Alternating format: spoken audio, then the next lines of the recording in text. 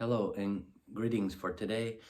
I have a very interesting topic that I would like to present to you. Now, this is the liaison of smugglers and watchmaking. And this is quite fascinating how this story developed. And now I'd like to take you back to the last part of the 18th century from the 1760s, 1770s. And at this time, we have this very interesting phenomenon of this smuggling into France.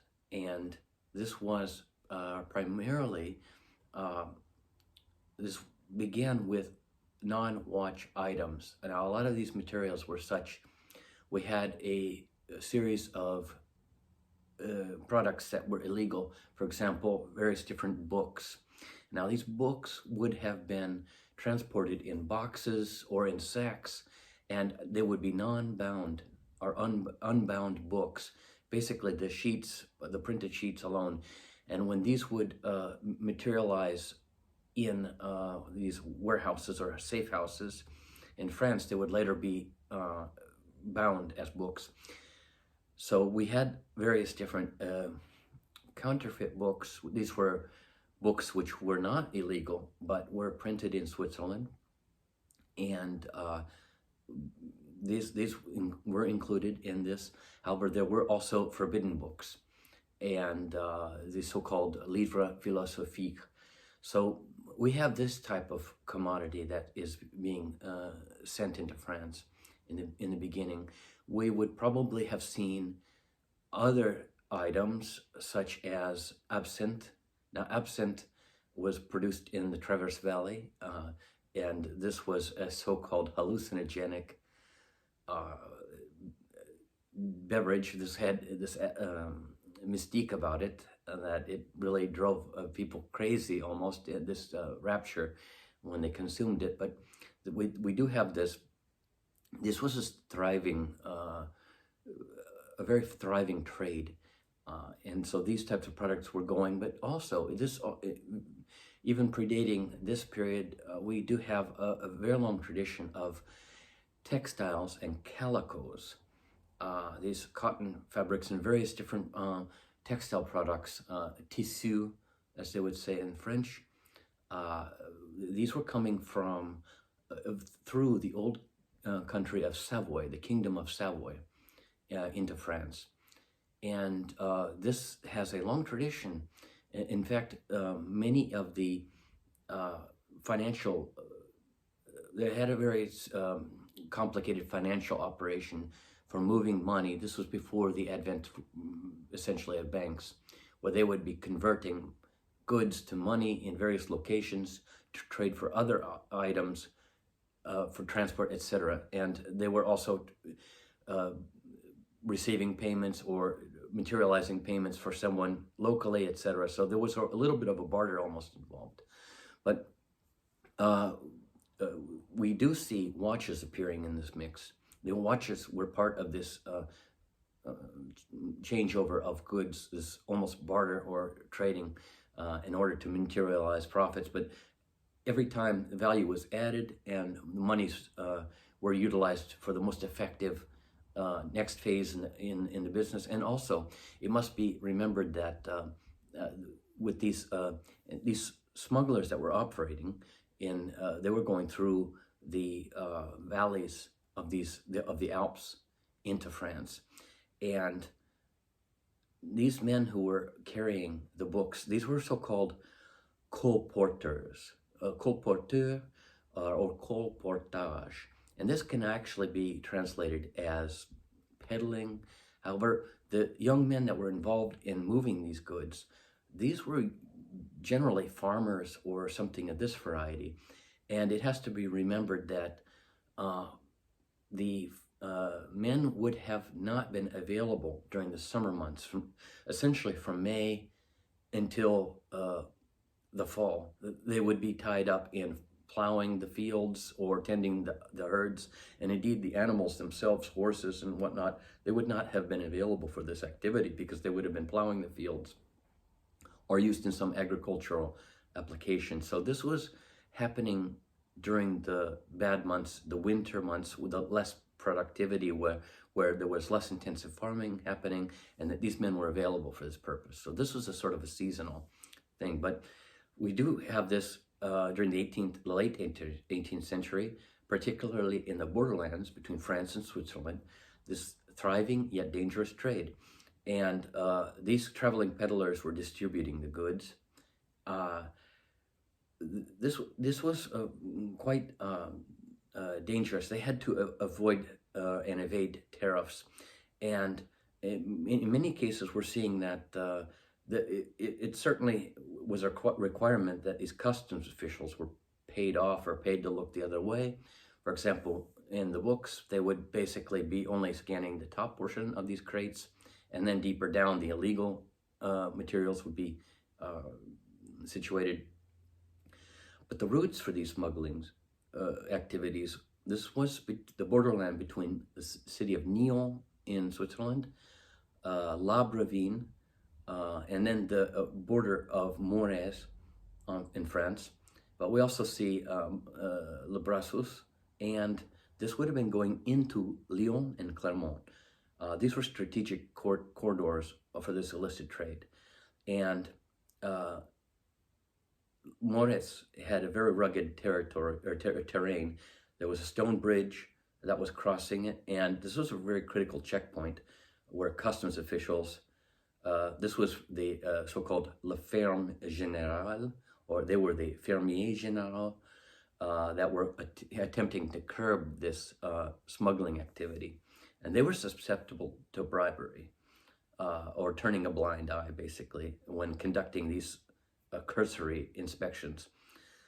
Smugglers did prefer to operate in the winter when labor was needed for agriculture, or when it was not needed for agriculture, such as planting or harvesting.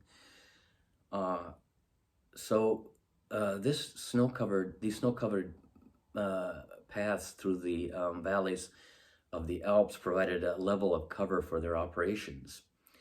And they would use horses and mules in addition to just men carrying sacks. And they would find refuge in various inns and safe houses in these terrains. And we find one inn that is known for basically covering, or as a safe house. This was an inn by a Montandon in Les Verrières. Not exactly clear who this owner was, but it's very possible that this individual was a person who is connected with another of our in the story. But this was Gabriel Montandon. He had an inn in Libreville area. Now, it's not clear where this was situated. Was it in actually in Libreville itself, or was it a border area touching Les Verrières? But very possibly it was his place. Now, his offspring would all be going to watchmaking. And in fact, this was Charles Frederick Montandon and Victor Francois Montandon. These were all going to be watchmakers. And this is where we get into a very interesting aspect of this. Now, the role of these auberge or inns was to, of course, they were guest houses, but in many of these cases, the men that were paid to go with the packages, they would be given shelter at these inns and even a free drink. For example, after completing their mission, they would receive some money in hand. And oftentimes, safe houses were utilized to reorganize and even hold for a period of time these illicit contraband shipments until that time that it could be forwarded further into France, or the labels changed, etc., so-called neutralization practices. But we have records of an individual who was engaged in, this was in 1871, he formed a shipping company, and this was for the sole purpose of organizing these types of illicit transactions, specifically for book publishers, such as STN. This is the Société Typographique de Neuchâtel, and they were printing a huge volume of various different materials. So he had been in business, working as a clerk for around 9 years. And we find this individual is Jean-Jacques Montandon. And he was working with a company based in Nyon.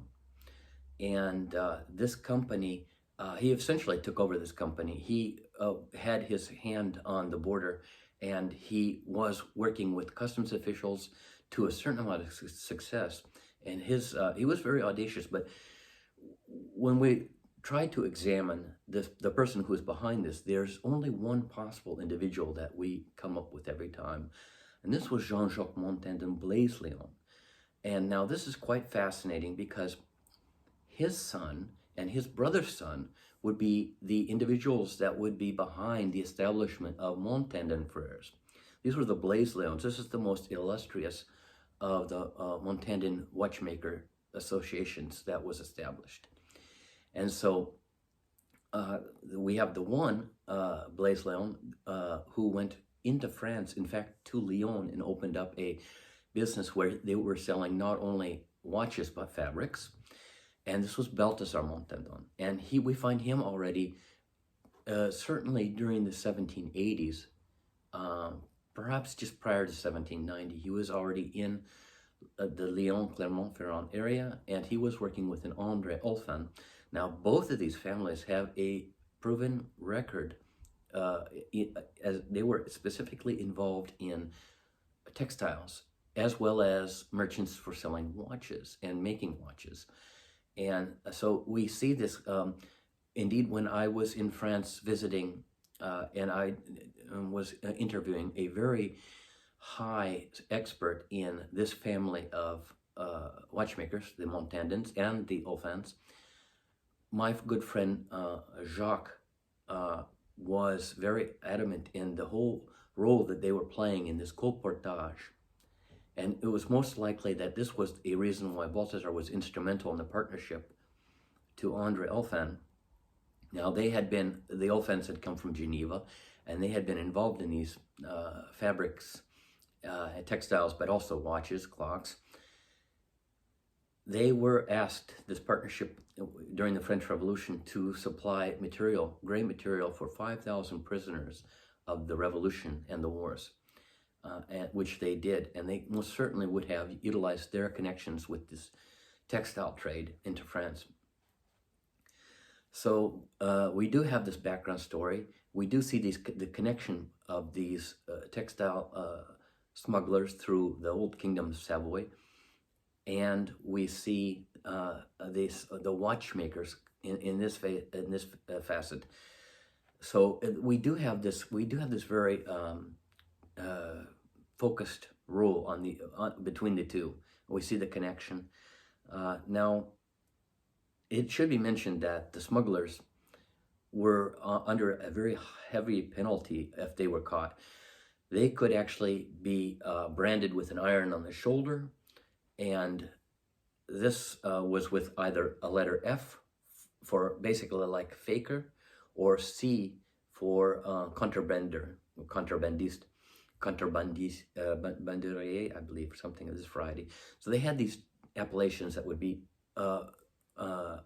basically forged onto their arm, branded rather, and they would, and on top of this, they would receive a penalty of 9 years, and be sent to Toulon in the south to row on the galleys. This was a very dreadful punishment, and yet, despite these risks, they still managed to, this was still unstoppable, this desire to earn extra money and in these illicit trades. But we do have this interesting Jean-Jacques Montandon, and this was most certainly the Blaise Léon, Jean-Jacques Montandon. we do find him mentioning that at the age of 40 he established his this role of basically he established his own business at the age of 40. Now he was born in 1729. So in 1769 he would have been 40. Now we see him establishing around 1771. Okay, we do have a little bit of this leeway, and he was probably talking that around the age of 40, but he does fit the bill. And we do have this really interesting backstory of this smuggling activity. This early shipping company, this Jean-Jacques Montandon Blaisdell, and the both of his son and the brother's son, who were in the watchmaking trade. Now, we have to remember that if this individual was in this line of work, all of his brothers, his family would have been involved in some role, essentially supporting the family in this endeavor. So this is something that I did want to present in a video, because we do have this very interesting activity happening. And eventually this gave way, eventually this smuggling went out. But even during the post-Napoleonic period in France, there was still this heavy French control of the poinçons, the maker's marks, or the state control poinçon.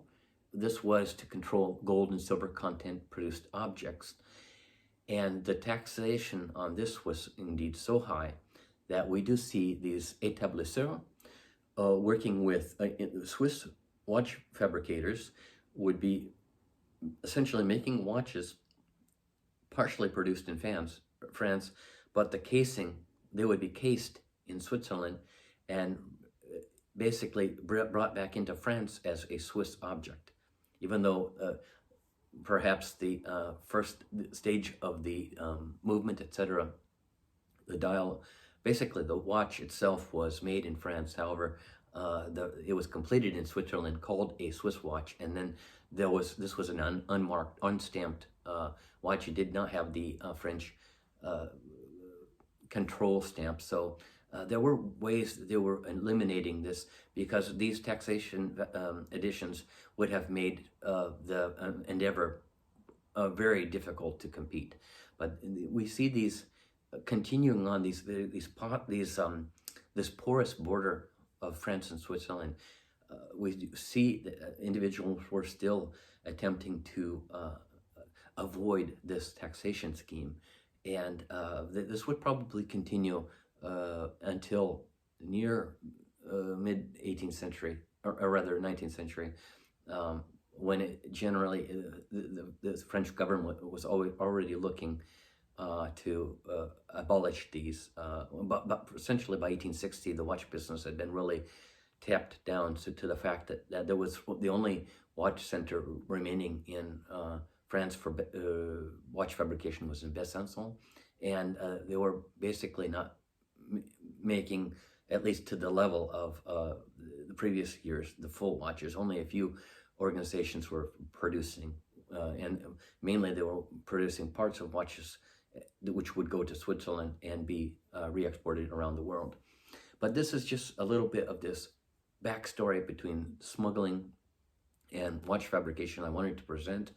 I hope that you are interested in this historical aspect in the watches, and I hope that it was informative, and I look forward to your feedback, and thank you. Bye-bye.